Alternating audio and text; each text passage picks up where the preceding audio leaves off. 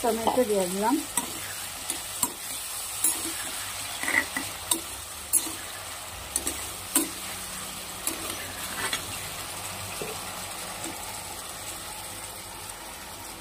পোস্ত বাটা দিয়ে দিই।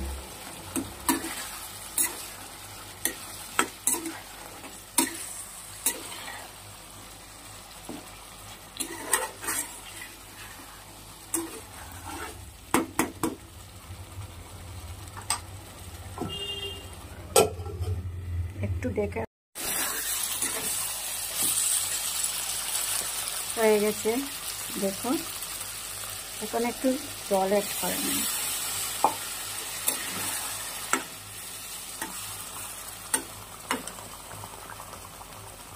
একটু চিনি দিয়ে দেব। চিনি তোমরা দিলেও পারো, না দিলেও পারো। আমার ভালো লাগে তার জন্য একটু চিনি দিয়ে দিলাম, না দিলেও চলে।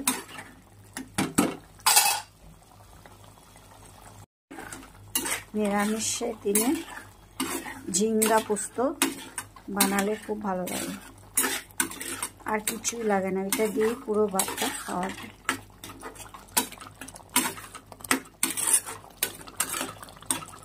আমার অনেক ভালো লাগে ঝিঙ্গা পোস্ত খেতে।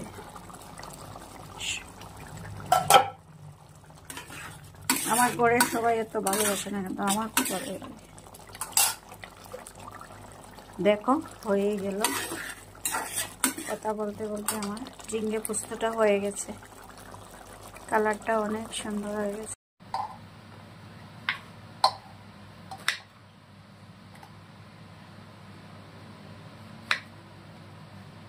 এই ঝিঙ্গাগুলো কিন্তু খুব কচি ঝিঙ্গা।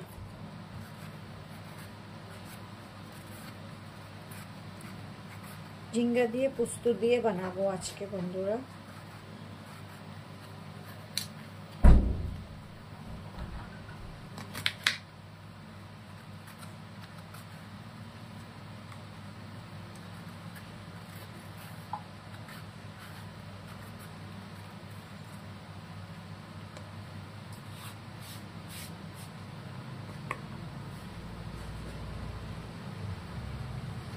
ঝিঙ্গাগুলো কচি আছে, আজকে ঝিঙ্গা দিয়ে পোস্ত দিয়ে। আর এদিকে বানাবো পটল ভাজা করব, চানার ডালও বানিয়েছি। আজকে তো নিরামিষ, তাই এই জন্য আজকে এগুলাই বানাবো। আজকে মাছও কিছু খাওয়া যাবে না। ঝিঙ্গা পোস্ত আর বানাবো, পটল ভাজা করব, আর টমেটো চাটনি করবো। শেষ, আজকে ঠিক এগুলোই বানাবো, আর কিছু বানাবো।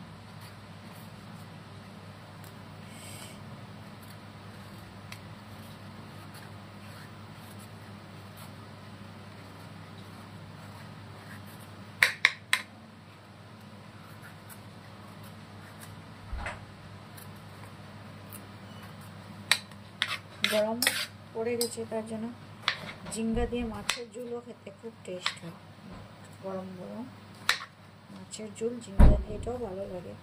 আজকে তো নিরামিষ, তার জন্য আমি আজকে ঝিঙ্গা দিয়ে পোস্ত দিয়ে বানাবো।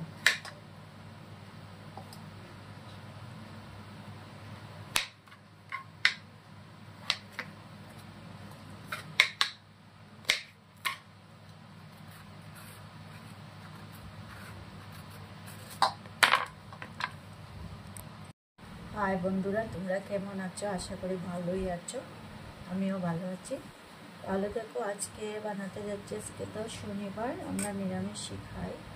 তাহলে আজকে বানাবো এটা কি, ঘি শাক। এটা বানাবো ঘি শাক। জানি না, আমি কোনোদিন খাইনি, কিন্তু আজকে নিয়েছি, দেখি বানিয়ে কী হয়। আর এদিকে ঝিঙ্গা নিয়েছি, ঝিঙ্গা পোস্ত বানাবো। আর পটল দিয়ে একটা বানাবো সিদ্ধ। তাহলে দেখো তোমরা, আমি বানাতে যাচ্ছি।